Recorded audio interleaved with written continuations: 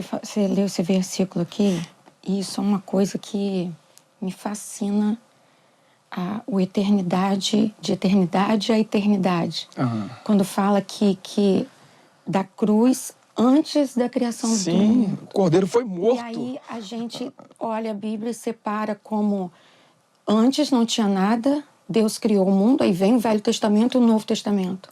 Quando, na verdade, Jesus já estava lá na criação do mundo e antes disso, a cruz já existia antes mesmo da criação do mundo. Entendi. Sabe?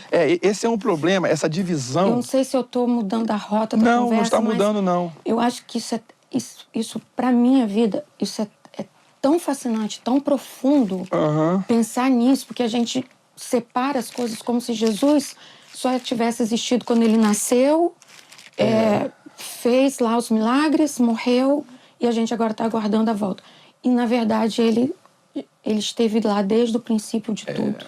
E é um só desde o início. É um só desde o eternidade, princípio. Aquele que era, que é e que há de vir.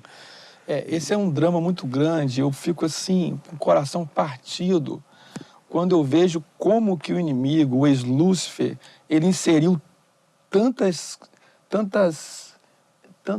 gotas de veneno ao longo da história, e nós, às vezes, temos bebido desta água envenenada e não sabemos, não é? Nós temos estudado lá na nossa igreja, o pastor Silas tem encaminhado, e um dos textos que nós estudamos, eu fiquei muito alegre quando eu descobri esse texto, está em Hebreus capítulo 4, diz assim: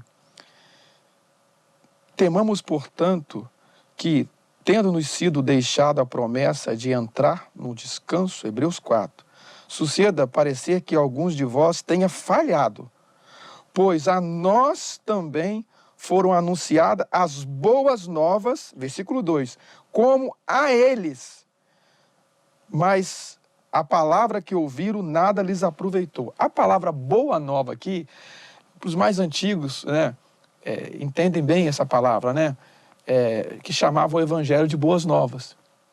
E de fato são boas notícias. Mas na verdade a palavra evangelho é uma palavra grega, evangelion. Então, aonde existe boa nova no texto bíblico, a partir de Mateus, o termo grego é evangelho.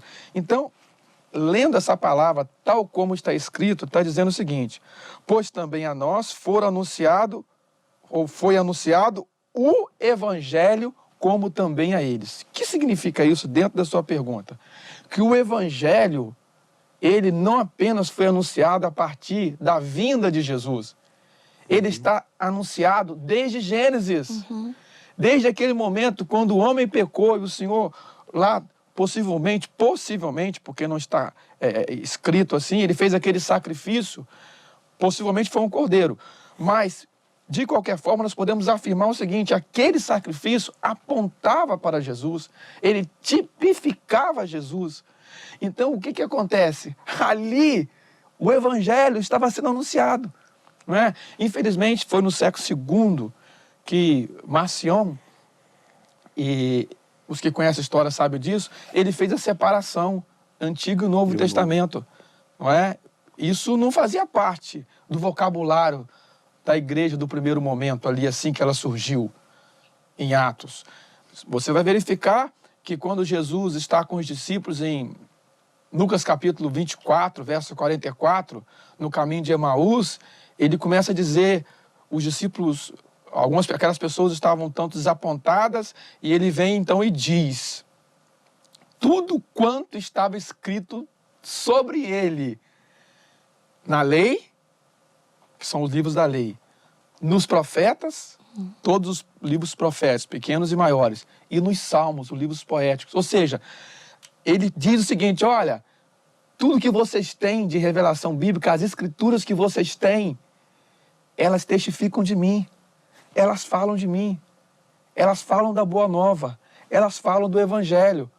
Então, aqui de maneira clara o texto de Hebreus diz, o escritor está dizendo, olha, o mesmo evangelho que foi anunciado a vocês,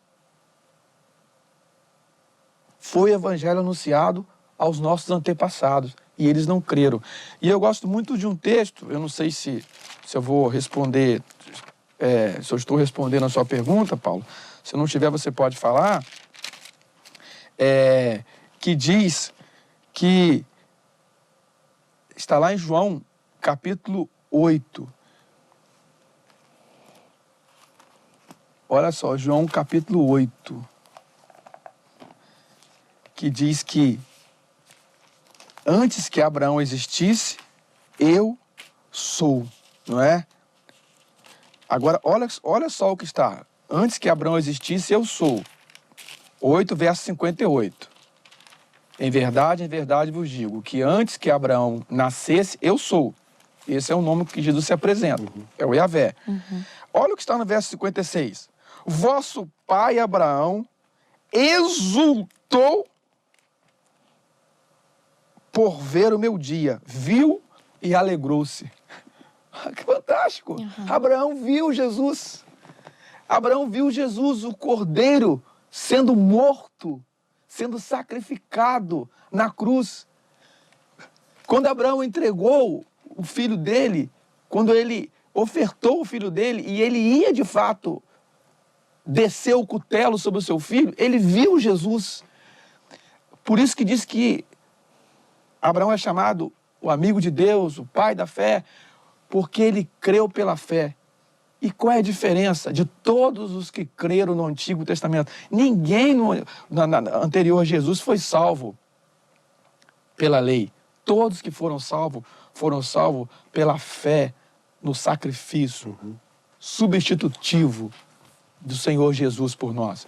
E nós que estamos depois de Jesus também somos salvos. Eles foram salvos pelo aquilo que iria acontecer. E nós somos salvos por aquilo que já aconteceu. Mas o que une isso? É a fé.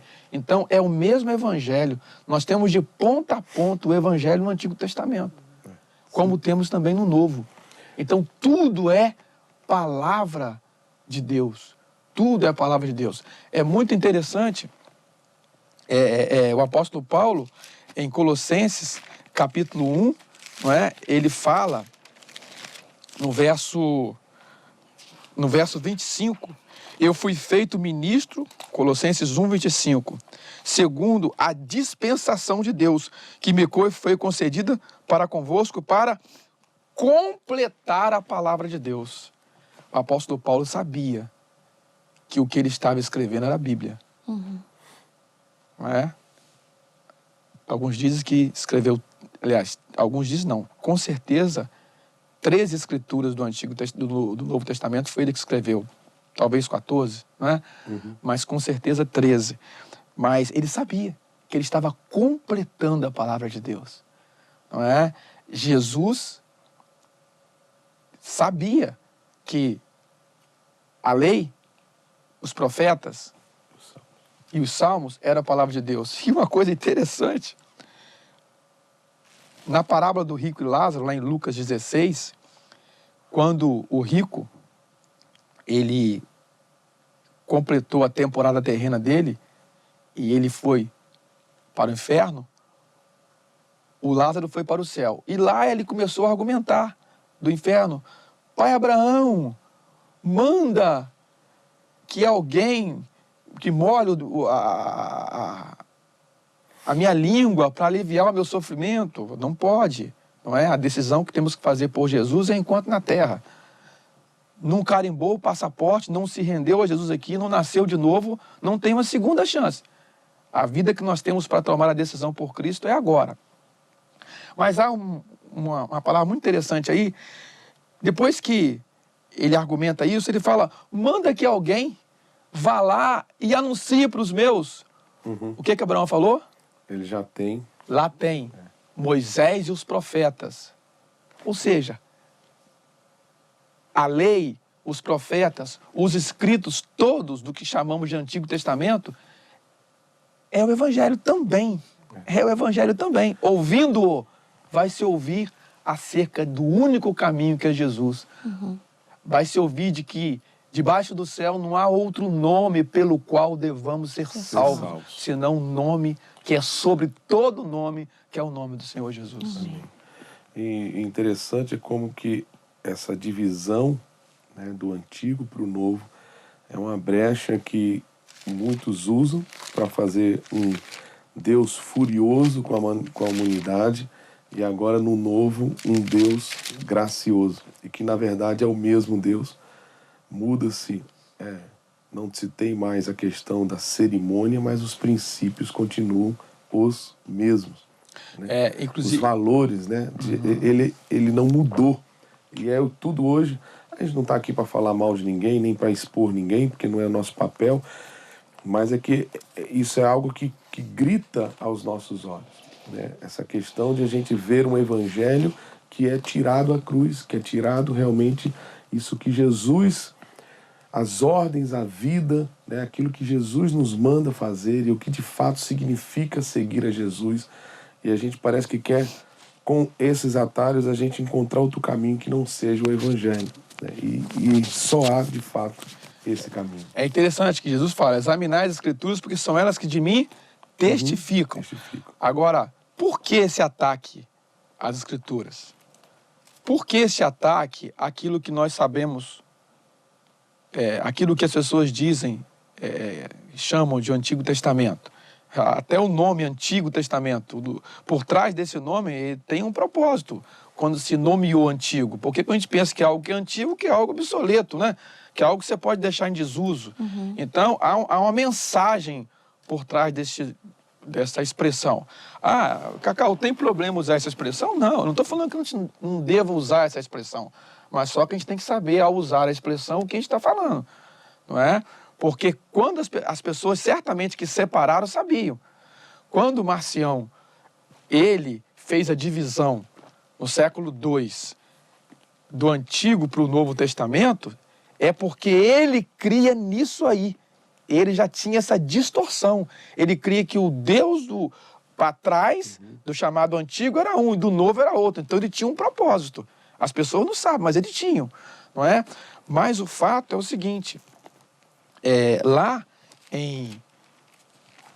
na carta a Timóteo, né, o apóstolo Paulo nos diz que toda a Escritura é divinamente inspirada. Nós temos que entender isso. Toda a Escritura é divinamente inspirada e proveitosa para ensinar, repreender, corrigir, instruir em justiça. Toda, esse pronome resumidor significa toda. Muito interessante isso, né? Então, não é apenas um ou outro livro, não é algo parcial, é algo pleno, é algo total, não é? Aí você vai verificar quando você vai andar um pouco mais, quando Pedro fala, o apóstolo Pedro fala do apóstolo Paulo, ele fala que o apóstolo Paulo escrevia coisas difíceis de se entender como as outras escrituras. Então, o apóstolo Pedro, ele sabia sim que o que Paulo escrevia era escritura, como o próprio apóstolo Paulo sabia que ao escrever as cartas, ele estava completando a palavra de Deus, não é?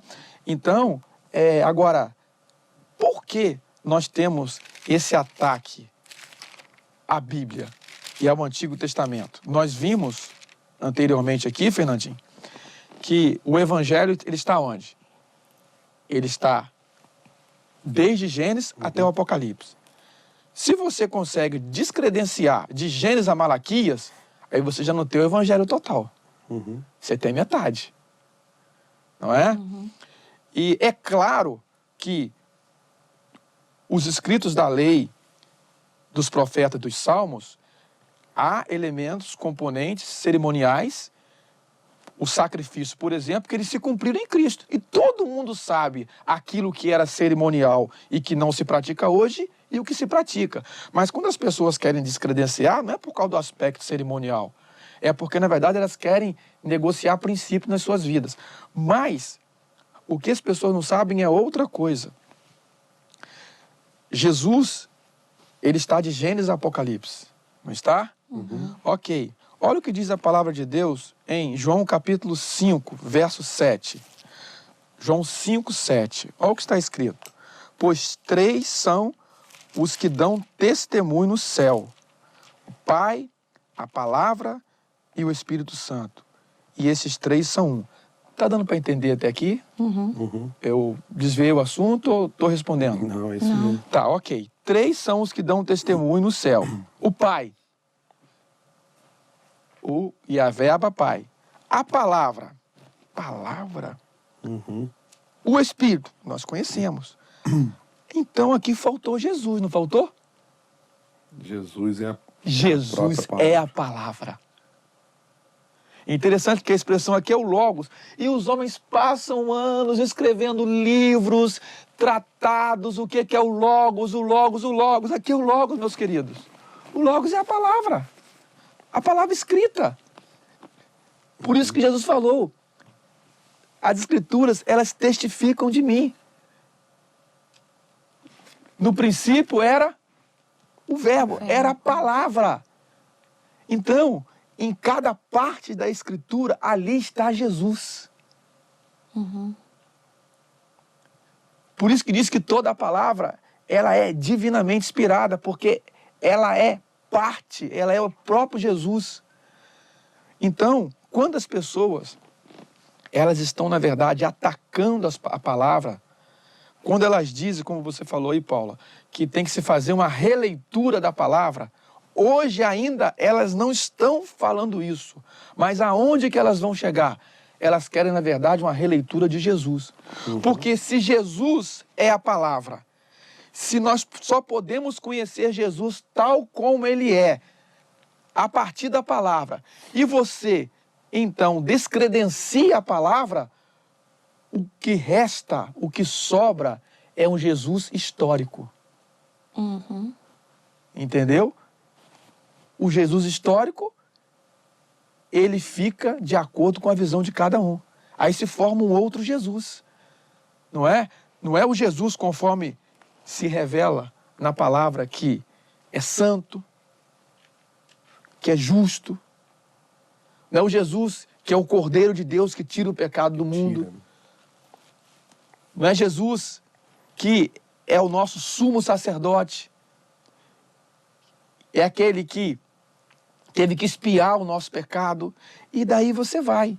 Então, quer dizer, o ataque à Escritura, se as pessoas tivessem coragem de dizer, elas estão, na verdade, querendo atacar Jesus. Como as pessoas não têm coragem de atacar Jesus por ser alguém histórico, incontestável, aí elas dizem, não. Aí o próprio Slúcio parte para a Bíblia, propõe uma releitura. Ele propôs essa releitura para Jesus em Mateus capítulo 4. Cacau, há uns anos, nos nossos congressos e conferências, né, da igreja, o pastor Ivênio dos Santos, não sei se você lembra dele. Lembro. Né? Ele, em uma das mensagens dele, ele disse, nós vamos chegar a um tempo, e isso já faz bastante tempo que ele pregou e falou isso, nós vamos chegar a um tempo em que nós vamos ouvir as pessoas falando de Deus, mas não vamos ouvir mencionar o nome de Jesus. Sim. Porque Jesus é cruz, Jesus é renúncia. Perfeito. E aí... E Deus, cada um cria o seu, né? Isso, e agora, há pouco tempo, não tem tanto tempo, eu lendo, uma pessoa fez um comentário dizendo, eu não acredito em Deus, mas eu acredito em Jesus. Como se Jesus fosse um homem, um histórico dentro... É o Jesus histórico. Jesus tem um histórico. livro, o Jesus histórico. Então, como se histórico. Jesus fosse um Jesus histórico, um homem que passou pela terra, que fez o bem, né? Que essa história do fazer o bem sem Deus não é... Morreu por uma causa. É, por uma causa. E tirou as implicações do que é seguir a Jesus. Exatamente. As ordens de Jesus. Eu quero abordar fato, Jesus exigiu, né? Para os seus seguidores, né? Quando ele diz, aquele que quiser vir após mim. Existe uma exigência para aquilo ali. Certo. Eu vou abordar esses dois momentos. Primeiro, de fato, as pessoas, quando você fala assim com as pessoas, Deus te abençoe, tudo bem, obrigado. Mas quando você fala Jesus te abençoe, a reação é diferente. Esse é um ponto, né? Isso é real. E a gente, lá na nossa igreja, a gente tem, de fato, trabalhado isso. Então, até que a gente tem um slogan que o outro pastor, o pastor Silas, criou, que o Senhor Jesus Cristo te abençoe. É mais do que Deus te abençoe, porque Deus, cada um cria. É meio que universal. Cria o seu. Às vezes está falando de Deus, o Deus da pessoa é outro, não é? E daí vai. Mas o fato é o seguinte, acerca de Jesus, lá em Hebreus, capítulo 3, na verdade, eu tenho uma outra tradução aqui, a NBV, a Nova Bíblia Viva, está muito claro, versículo 1 do capítulo 3. Olha o que diz aqui. Portanto, meus irmãos na fé, a quem Deus separou para si mesmo, vocês que são escolhidos para o céu, pensem nesse Jesus. Nesse Jesus. Em qual Jesus? No revelado nas Escrituras. Tal como é, sem tirar e sem acrescentar. Então, agora, se você tira as Escrituras, você forma um outro Jesus. Por isso que a Bíblia diz do falso Cristo. Aí entra uma outra coisa, ô Paula, que eu vou pegar lá atrás, que você disse. E essa é exatamente a minha crise desses últimos 20 anos. Às vezes eu entro dentro de uma igreja, tem cara de cristão, evangélico, parece ser o mesmo Jesus, mas pelos frutos e pela maneira, pelas mensagens, eu falo, tirou o Cristo crucificado. Tirou o Cristo crucificado. Tirou as ordens de Jesus, tirou os critérios de seguir Jesus, porque Jesus virou o bonzão, o cara de óculos escuros que vive de sunguinha na praia, que é super moderno. Que se adequa à nossa realidade. Exatamente. E não nós nos adequarmos à realidade dele. Eu lembro, Paulo não vai lembrar, uma vez eu fui em uma igreja e era tanta coisa que eu sentei e eu falei bem assim, exatamente o texto, que Jesus é esse? O que esses caras estão pregando? O que essas pessoas estão... Para quem que eles estão cantando? Porque não é o Jesus da Bíblia, não foi esse que eu me converti, não foi esse que fez uma obra de antes e depois na minha vida. Houve uma conferência, acho que foi em 1990, eu não sei se foi 92, não sei se você lembra, Fernandinho, ou 93, foi no Automóvel Clube, nossa cidade, e o título era a Semana da Colheita. Eu nunca esqueço desse título. Qual Jesus você conhece? Hoje isso é uma pergunta que deveria ecoar no mundo inteiro. Qual Jesus você conhece? Inclusive, nós temos que entender o seguinte. Eu vou voltar aqui em Timóteo, tá? A gente fala muito de anticristo. O que significa o termo anticristo? A palavra anticristo é uma palavra, na verdade, grega. Quando as pessoas ouvem a palavra anticristo, muita gente pensa que necessariamente é contra Cristo. Mas a preposição anti no grego, ela significa também lugar de. É aí que vem o falso. É um outro Cristo que não é o Cristo da revelação bíblica. Mas, na verdade, Fernandinho, nós vivemos dias escatológicos. Hoje vivemos os últimos dias dos últimos dias. Há um tempo eu falava isso, mas hoje eu falo outra coisa. Nós vivemos as últimas horas das últimas horas, ou pode ser que estejamos vivendo os últimos minutos. Só que há 2000 anos, o Senhor já revelou o que ia acontecer agora. Eu lembro que eu estava no seminário, então isso tem mais ou menos uns 32 anos. 32 anos. Porque eu acho que foi no segundo ano do seminário que isso aconteceu. Eu tinha uma aula homilética. Você participou por isso? Homilética, então a pessoa tinha 8 minutos para pregar. Fazia o teste, né? Você prega o quê em 8 minutos, E eu né? fui muito bom nessa matéria, mas hoje eu não uso nada. Você não vai lá? 8 minutos. Aí, só que tinha que ser entre aspas, porque a gente aprendeu que nós temos que expor as Escrituras. O que é expor as Escrituras? Você simplesmente deixar a Bíblia falar. O sermão, tinha um ditado que a gente falava, né? A pessoa entra no texto, sai do texto e não volta mais para o texto, não é? Mas aí eu falei, rapaz, a gente está aqui, eu não vou entrar nessa de sermão para pegar título de pretexto para poder enganar as pessoas, não. Aí me brotou o texto. E o texto que veio é 2 Timóteo, capítulo 4. Conjuro-te diante de Deus e de Cristo Jesus, que há de julgar os vivos e os mortos na sua vinda e no seu reino. Prega a palavra, insta a tempo e fora de tempo. Admoesta, repreende, exorta com toda longanimidade e ensino, porque virá tempo em que não suportarão a sã doutrina, mas, tendo coceira nos ouvidos, cercar-se-ão de mestres segundo as suas próprias cobiças, e se recusarão,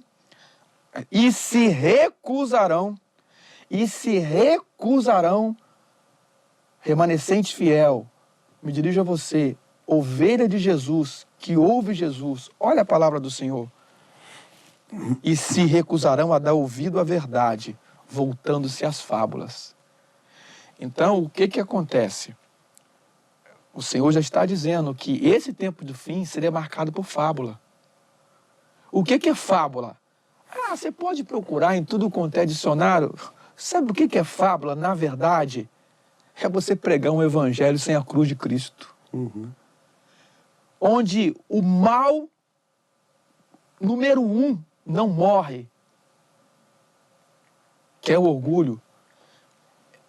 É você pregar o evangelho sem a cruz de Cristo, cuja primeira revelação, qual é a primeira revelação que o evangelho do nosso Senhor Jesus Cristo traz, não é? Está em João capítulo 12. João capítulo 12 diz assim: se o grão de trigo não morrer, fica ele só. Mas se morrer, ele dá muito fruto. João 12, 24. Em verdade vos digo. Você sabe que quando vem essa expressão em verdade, o Senhor está nos chamando a atenção para uma verdade mais que fundamental. Tudo na Bíblia é verdade, mas tem aqueles pontos mais fundamentais, não é? E um ponto fundamental que ele está querendo chamar aqui a atenção é o seguinte: a mensagem central do evangelho começa com a seguinte ênfase: Cacau, você tem que morrer. Paula, você tem que morrer. Fernandinho, você tem que morrer. Você tem que tomar a sua cruz. Você tem que... Essa é a primeira mensagem. Então, a mensagem de vida começa com a mensagem de morte. Eu tenho que morrer por quê? Porque o velho homem tem uma sentença para ele. Está condenado. Sentença irreversível. Mas qual é a grande boa nova? Ele morreu a nossa morte para que nós tivéssemos sua vida. Não é? E se a gente não pregar o evangelho, a gente não vai... Se você não pregar o evangelho como ele tem que ser pregado, por que eu tenho que morrer? Se não mostra para mim quem eu sou, qual é a minha afronta contra Deus, né?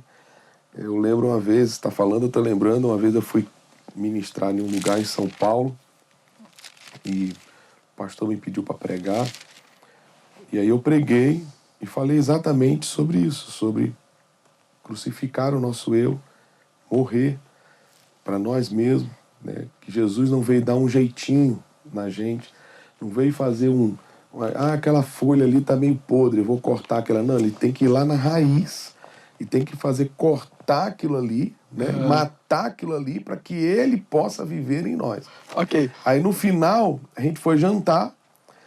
Quando eu fui jantar, eu fiquei surpreso.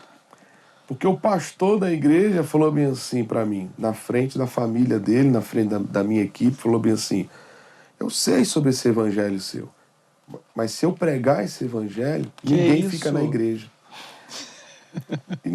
Isso não é história, isso aconteceu comigo. Se eu pregar esse evangelho, as pessoas não ficam na igreja.